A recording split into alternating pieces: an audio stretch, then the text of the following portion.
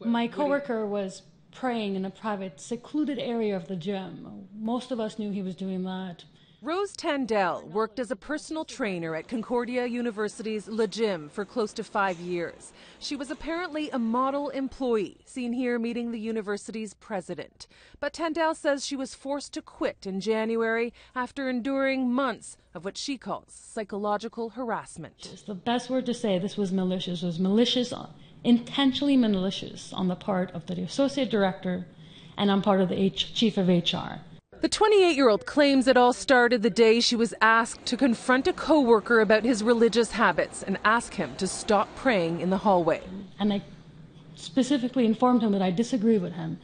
And he kept on pushing and pushing, and then he finally said, "You need to go talk to this individual."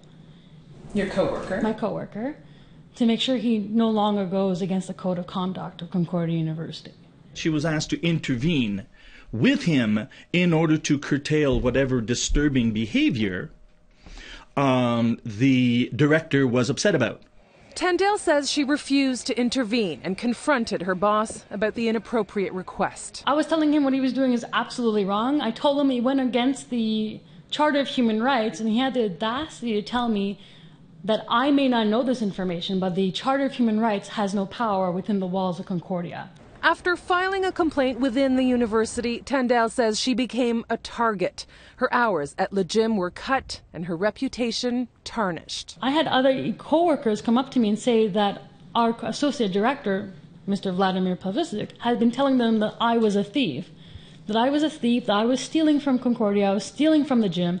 Tandell has now filed a complaint against Concordia with Quebec's Labour Board. Her case will be heard in November. She's claiming for lost wages. We have asked for reinstatement under certain conditions, of course. Tandell is also suing the Associate Director of Athletics for defamation. No. You don't want to give us an interview? No. Okay. No. I'm not allowed.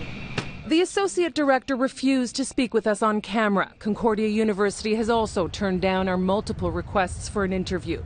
The Muslim Students Association is aware of the case and says it condemns any form of racism.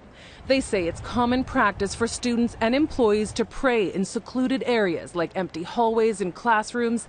And while there is a designated prayer room on campus in the hall building, it's a few blocks away from Le Gym. He was basically doing his daily ritual in a very secluded area where there wasn't any volume at all. And from what I heard was he essentially got harassed and told that he was basically disrespecting other people in that area.